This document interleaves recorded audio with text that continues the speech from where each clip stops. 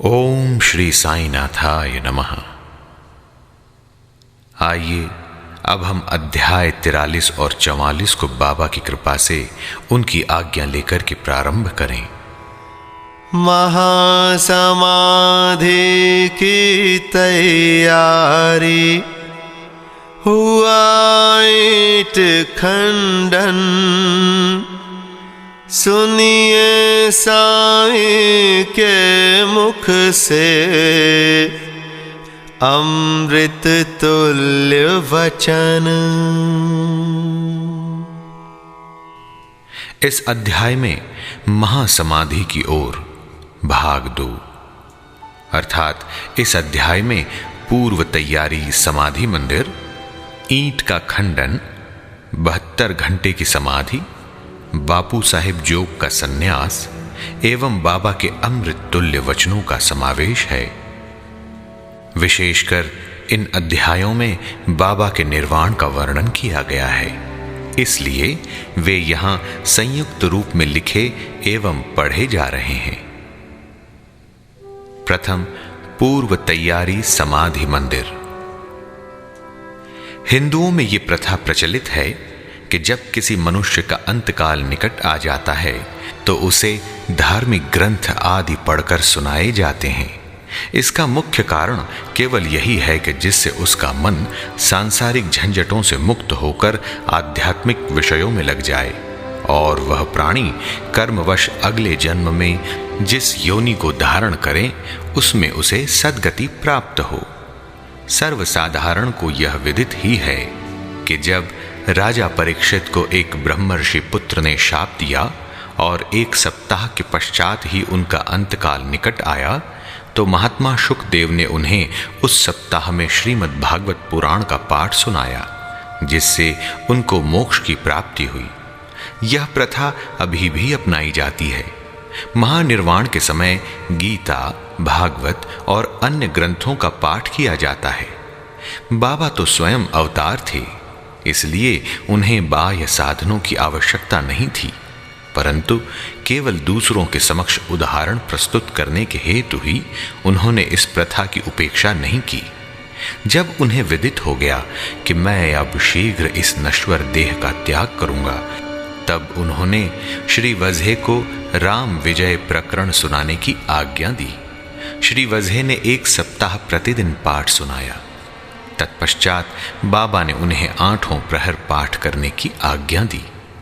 श्री वजहे ने उस अध्याय की द्वितीय आवृत्ति 3 दिन में पूर्ण कर दी और इस प्रकार 11 दिन बीत गए। फिर 3 दिन और उन्होंने पाठ किया। अब श्री वजहे बिल्कुल थक गए, इसलिए उन्हें विश्राम करने की आज्ञा हुई। बाबा अब बिल्कुल शांत बैठ गए और आत्मस्थित होकर वे अंतिम क्षण की प्रतीक्षा करने लगे। 2-3 दिन पूर्व ही प्रातः काल से बाबा ने भिक्षाटन करना स्थगित कर दिया और वे मस्जिद में ही बैठे रहे। वे अपने अंतिम क्षण के लिए पूर्ण सचेत थे, इसलिए वे अपने भक्तों को धैर्य तो बंधाते रहते, पर उन्होंने किसी से भी अपने महानिर्वाण का निश्चित समय प्रकट न किया। इन दिनों काका साहेब दीक्षित और श्रीमान बूटी बाबा के साथ मस्जिद में नित्य ही भोजन करते थे। महानिर्वाण के दिन अर्थात 15 अक्टूबर को आरती समाप्त होने के पश्चात बाबा ने उन लोगों को भी अपने निवास स्थान पर ही भोजन करके लौटने को कहा। फिर भी लक्ष्मीबाई शिंदे, भागोजी शिंदे, बयाजी, लक्ष्मण बाला शिंपी और नाना साहेब निमोणकर वहीं रह गए। श्यामा नीचे मस्जिद की सीढ़ियों पर बैठे थे। लक्ष्मीबाई शिंदे को 9 रुपए देने के पश्चात बाबा ने कहा, मुझे मस्जिद में अब अच्छा नहीं लगता है, इसलिए मुझे बूटी के पत्थरवाड़े में ले चलो, जहां मैं सुखपूर्वक रहूंगा। यही अंतिम शब्द उनके श्रीमुख से निकले। इसी समय बाबा बयाजी के शरीर की ओर झुक गए और अंतिम श्वास छोड़ दी। भागोजी ने देखा कि बाबा की श्वास रुक गई है तब उन्होंने नाना साहेब निमोणकर को पुकारकर यह बात कही। नाना साहेब ने कुछ जल लाकर बाबा के श्रीमुख में डाला, जो बाहर लुढ़क आया। तभी उन्होंने जोर से आवाज लगाई, अरे देवा! तब बाबा ऐसे दिखाई पड़े जैसे उन्होंने धीरे से नेत्र खोलकर धीमे स्वर में ओह कहा हो, परंतु अब स्पष्ट विदित हो गया कि उन्होंने सचमुच ही पंचभूत शरीर त्याग दिया है। बाबा समाधिस्थ हो गए। यह हृदय विदारक दुह संवाद दावानल की भांति तुरंत ही चारों ओर फैल गया। शिरडी के सब नर नारी और बालकगण मस्जिद की ओर दौड़े। चारों ओर हाहाकार मच गया। सभी के हृदय पर वज्रपात हुआ। उनके हृदय विचलित होने लगे। कोई जोर जोर से चिल्लाकर रुदन करने लगा, कोई सड़कों पर लौटने लगा और बहुत से बेसुध होकर वहीं गिर पड़े। प्रत्येक की आंखों से झर झर आंसू गिर रहे थे। प्रलय काल के वातावरण में तांडव नृत्य के जैसा दृश्य उपस्थित हो जाता है, वही गति शिरडी के नर नारियों के रुदन से उपस्थित हो गई। उनके इस महान दुख में कौन आकर उन्हें धैर्य बंधाता, जबकि उन्होंने साक्षात सगुण पर ब्रह्म का सानिध्य खो दिया था। इस दुख का वर्णन भला कर ही कौन सकता है। अब कुछ भक्तों को श्री साईं बाबा के वचन याद आने लगे। किसी ने कहा कि बाबा ने अपने भक्तों से कहा था, भविष्य में वे 8 वर्ष के बालक के रूप में पुनः प्रकट होंगे। कृष्णावतार में भी चक्रपाणी अर्थात भगवान विष्णु ने ऐसी ही लीला की थी। श्री कृष्ण माता देवकी के सामने 8 वर्ष की आयु वाले एक बालक के रूप में प्रकट हुए, जिनका दिव्य तेजोमय स्वरूप था और जिनके चारों हाथों में आयुध अर्थात शंख, चक्र, गदा और पद्म सुशोभित थे। अपने उस अवतार में भगवान श्री कृष्ण ने भूभार हल्का किया था। साईं बाबा का यह अवतार अपने भक्तों के उत्थान के लिए हुआ था। संतों की कार्य प्रणाली अगम्य होती है। साईं बाबा का अपने भक्तों के साथ यह संपर्क केवल एक पीढ़ी का नहीं, बल्कि पिछले कई जन्मों का संपर्क है। ऐसा प्रतीत होता है कि इस प्रकार का प्रेम संबंध विकसित करके महाराज दौरे पर चले गए हैं और भक्तों को दृढ़ विश्वास है कि वे शीघ्र ही पुनः वापस आ जाएंगे। अब समस्या उत्पन्न हुई कि बाबा के शरीर की अंतिम क्रिया किस प्रकार की जाए। कुछ यवन लोग कहने लगे कि उनके शरीर को कब्रिस्तान में दफन कर उसके ऊपर एक मकबरा बना देना चाहिए। खुशहाल चंद और अमीर शक्कर की भी यही धारणा थी, परंतु ग्राम्य अधिकारी श्री रामचंद्र पाटिल ने दृढ़ और निश्चयात्मक स्वर में कहा, तुम्हारा निर्णय मुझे मान्य नहीं है। शरीर को वाड़े के अतिरिक्त अन्यत्र कहीं भी नहीं रखा जाएगा। इस प्रकार लोगों में मतभेद उत्पन्न हो गया और वह वाद विवाद 36 घंटों तक चलता रहा। बुधवार के दिन प्रातःकाल बाबा ने लक्ष्मण मामा जोशी को स्वप्न दिया और उन्हें अपने हाथ से खींचते हुए कहा, शीघ्र उठो, बापू साहिब समझता है कि मैं मृत हूं, इसलिए वह तो आएगा नहीं। तुम पूजन और काकड़ आरती करो। लक्ष्मण मामा ग्राम के ज्योतिषी, श्यामा के मामा तथा एक कर्मठ ब्राह्मण थे। वे नित्य प्रातःकाल बाबा का पूजन किया करते। तत्पश्चात ही ग्राम देवियों और देवताओं का। उनकी बाबा पर दृढ़ निष्ठा थी, इसलिए इस दृष्टांत के पश्चात वे पूजन की समस्त सामग्री लेकर वहां आए और ज्यों ही उन्होंने बाबा के मुख का आवरण हटाया तो उस निर्जीव अलौकिक महान प्रदीप्त प्रतिभा के दर्शन कर वे स्तब्ध रह गए, मानो हिमांशु ने उन्हें अपने पाश में आबद्ध करके जड़वत बना दिया हो। स्वप्न की स्मृति ने उन्हें अपना कर्तव्य करने को प्रेरित कर दिया। फिर उन्होंने मौलवियों के विरोध की कुछ भी चिंता न कर विधिवत पूजन और काकड़ आरती की। दोपहर बापू साहेब जोग भी अन्य भक्तों के साथ आए और सदैव की भांति मध्याह्न आरती की। बाबा के श्री अंतिम वचनों को आदर पूर्वक स्वीकार करके लोगों ने उनके शरीर को बूटीवाड़े में ही रखने का निश्चय किया और वहां का मध्य भाग खोदना आरंभ कर दिया। मंगलवार की संध्या को राहता से सब इंस्पेक्टर और भिन्न भिन्न स्थानों से अनेक लोग आकर वहां एकत्र हुए। सब लोगों ने उस प्रस्ताव को स्वीकार कर लिया। दूसरे दिन प्रातःकाल बंबई से अमीर भाई और कोपर गांव से मामलतदार भी वहां आ पहुंचे। उन्होंने देखा कि लोग अभी भी एकमत नहीं हैं। तब उन्होंने मतदान करवाया और पाया कि अधिकांश लोगों का बहुमत वाड़े के पक्ष में ही है। फिर भी वे इस विषय में कलेक्टर की स्वीकृति अति आवश्यक समझते थे। तब काका साहेब स्वयं अहमदनगर जाने को उद्यत हो गए, परंतु बाबा की प्रेरणा से विपक्षियों ने भी प्रस्ताव सहर्ष स्वीकार कर लिया और उन सब ने मिलकर अपना मत भी वाड़े के ही पक्ष में दिया। अतः बुधवार की संध्या को बाबा का पवित्र शरीर बड़ी धूमधाम और समारोह के साथ वाड़े में लाया गया और विधि पूर्वक उस स्थान पर समाधि बना दी गई जहां मुरलीधर की मूर्ति स्थापित होने को थी। सच तो ये है कि बाबा मुरलीधर बन गए और वाड़ा समाधि मंदिर एवं भक्तों का एक पवित्र देवस्थान जहां अनेकों भक्त आया जाया करते और अभी भी नित्य प्रति वहां आकर सुख और शांति प्राप्त करते हैं। बाला साहेब भाटे और बाबा के अनन्य भक्त श्री उपासनी ने बाबा की विधिवत अंतिम क्रिया की। जैसा प्रोफेसर नारके को देखने में आया, यह बात विशेष ध्यान देने योग्य है कि बाबा का शरीर 36 घंटे के उपरांत भी जड़ नहीं हुआ और उनके शरीर का प्रत्येक अवयव लचीला बना रहा, जिससे उनके शरीर पर से कफनी बिना चीरे हुए सरलता से निकाली जा सकी। आइए अब कथा सुनते हैं ईंट का खंडन। बाबा के निर्वाण के कुछ समय पूर्व एक अपशुकन हुआ, जो इस घटना की पूर्व सूचना स्वरूप था। मस्जिद में एक पुरानी ईंट थी जिस पर बाबा अपना हाथ टेक कर रखते थे। रात्रि के समय बाबा उस पर सिर रखकर शयन किया करते थे। यह अनेक वर्षों तक चला। एक दिन बाबा की अनुपस्थिति में एक बालक ने मस्जिद में झाड़ू लगाते समय वह ईंट अपने हाथ में उठाई।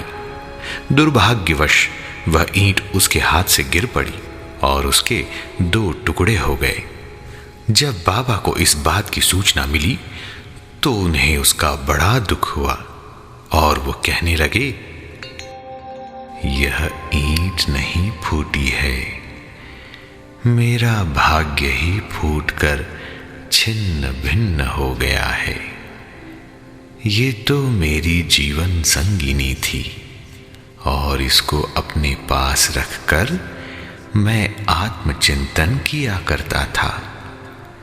यह मुझे अपने प्राणों के समान प्रिय थी और उसने आज मेरा साथ छोड़ दिया। कुछ लोग यहां शंका कर सकते हैं कि बाबा को ईंट जैसी एक तुच्छ वस्तु के लिए इतना शोक क्यों करना चाहिए। इसका उत्तर हेमाड़ पंत इस प्रकार देते हैं कि संत जगत के उद्धार तथा दीन और अनाश्रितों के कल्याणार्थ ही अवतीर्ण होते हैं। जब वे नर देह धारण करते हैं और जन संपर्क में आते हैं तो वे इसी प्रकार आचरण किया करते हैं, अर्थात बाह्य रूप से वे अन्य लोगों के समान ही हंसते, खेलते और रोते हैं, परंतु आंतरिक रूप से वे अपने अवतार कार्य और उसके ध्येय के लिए सदैव सजग रहते हैं। आइए अब इसके बाद हम एक कथा सुने 72 घंटे की समाधि। इसके 32 वर्ष पूर्व भी बाबा ने अपनी जीवन रेखा पार करने का एक प्रयास किया था। 1886 में मार्गशीर्ष पूर्णिमा के दिन बाबा को दमा से अधिक पीड़ा हुई और इस व्याधि से छुटकारा पाने के लिए उन्होंने अपने प्राण ब्रह्मांड में चढ़ाकर समाधि लगाने का विचार किया। अतएव उन्होंने भगत महालसापति से कहा तुम मेरे शरीर की 3 दिन तक रक्षा करना, और यदि मैं वापस लौट आया तो ठीक है, नहीं तो उस स्थान पर मेरी समाधि बना देना और 2 ध्वजाएं चिन्ह स्वरूप फहरा देना। ऐसा कहकर बाबा रात में लगभग 10 बजे पृथ्वी पर लेट गए। उनका श्वासोच्छ्वास बंद हो गया और ऐसा दिखाई देने लगा कि जैसे उनके शरीर में प्राण ही न हो। सभी लोग, जिनमें ग्रामवासी भी थे, वहां एकत्रित हुए और शरीर परीक्षण के पश्चात शरीर को उनके द्वारा बताए हुए स्थान पर समाधिस्थ कर देने का निश्चय करने लगे।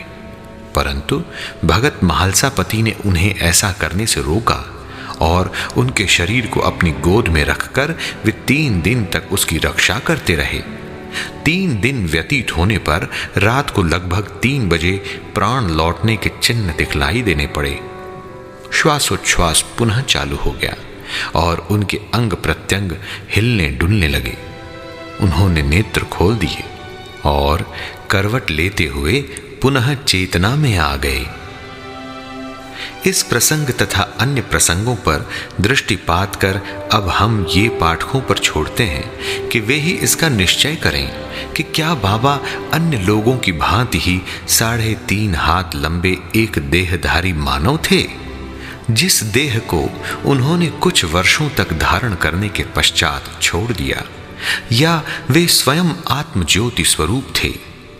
5 महाभूतों से शरीर निर्मित होने के कारण उसका नाश और अंत तो सुनिश्चित है, परंतु जो सद्वस्तु अर्थात आत्मा अंतःकरण में है वही यथार्थ में सत्य है। उसका न रूप है, न अंत है और न नाश। यही शुद्ध चैतन्य घन या ब्रह्म इंद्रियों और मन पर शासन और नियंत्रण रखने वाला जो तत्व है वही साईं है, जो संसार के समस्त प्राणियों में विद्यमान है और जो सर्वव्यापी है। अपना अवतार कार्य करने के लिए ही उन्होंने देह धारण किया था और वह कार्य पूर्ण होने पर उन्होंने उसे त्याग कर पुनः अपना शाश्वत और अनंत स्वरूप धारण कर लिया। श्री दत्तात्रेय के पूर्ण अवतार गाणगापुर के श्री नरसिंह सरस्वती के समान श्री साईं भी सदैव वर्तमान हैं। उनका निर्वाण तो एक औपचारिक बात है।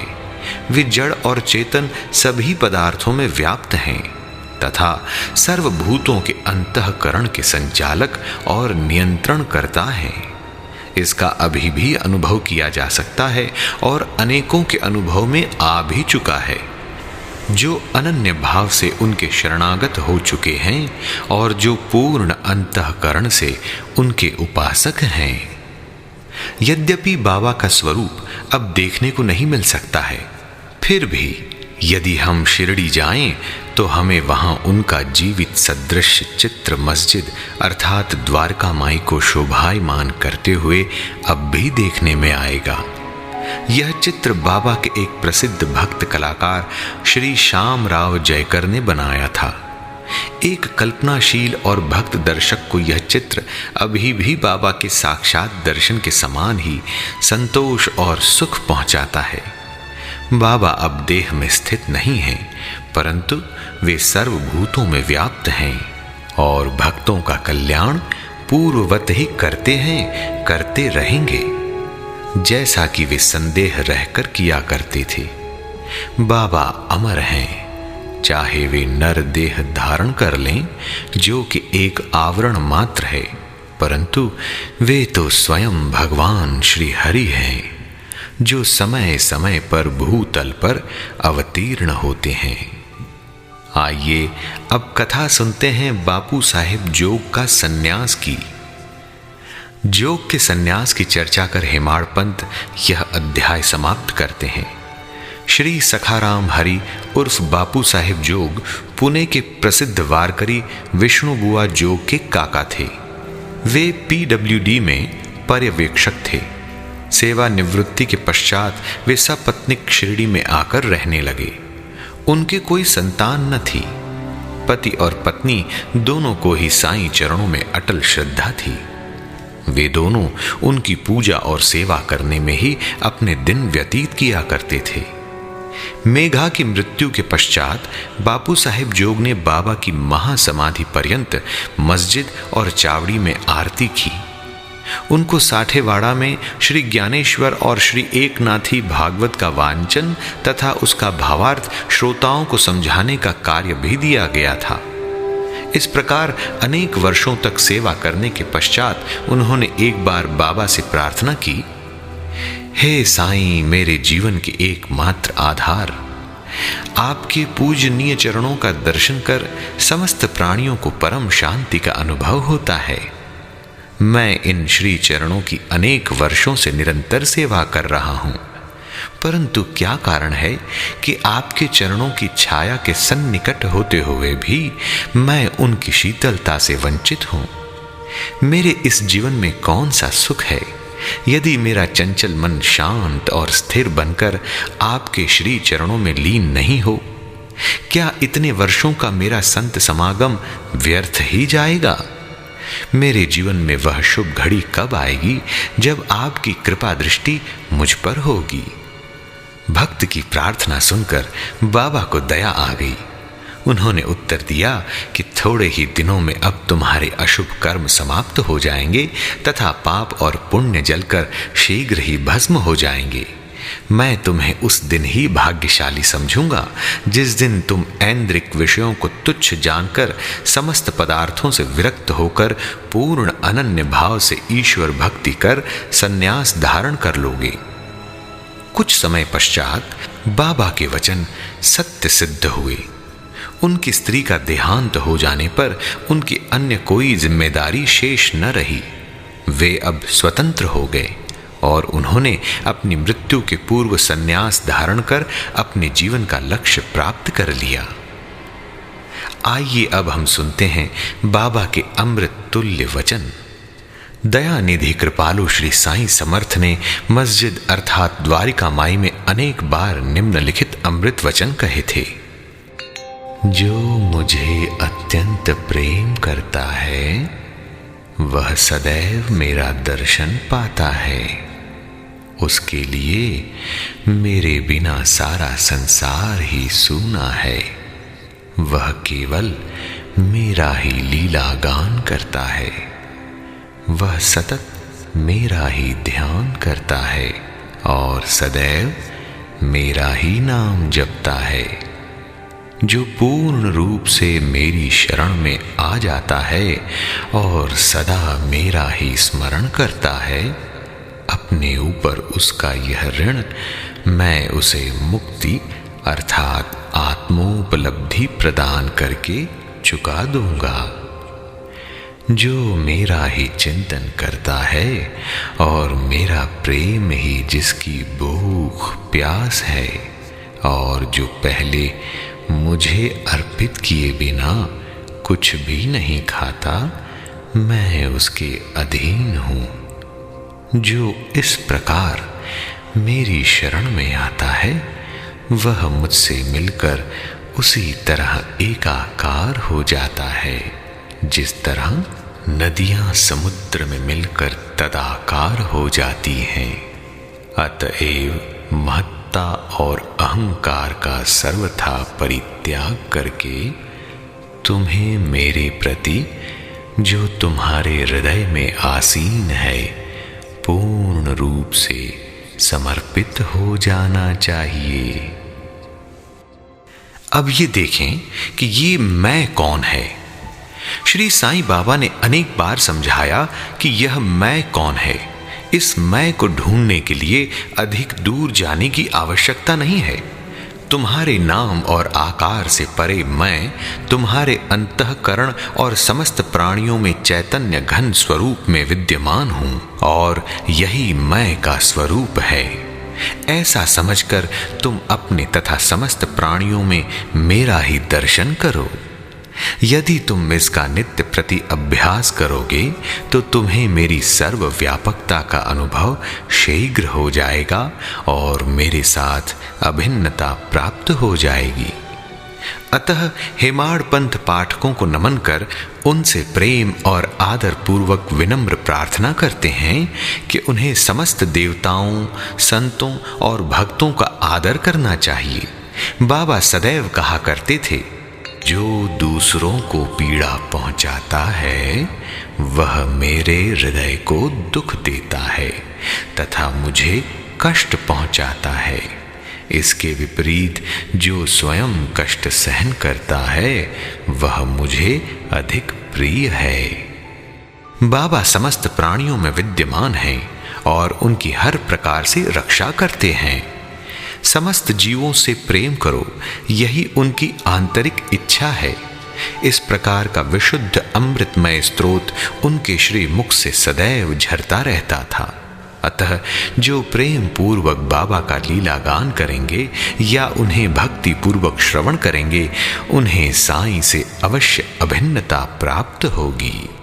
सागर से मिलकर नदियाँ ज्यों एक रूप हो जाए, साईं शरण में ऐसे ही स्वयं भक्त खो जाए।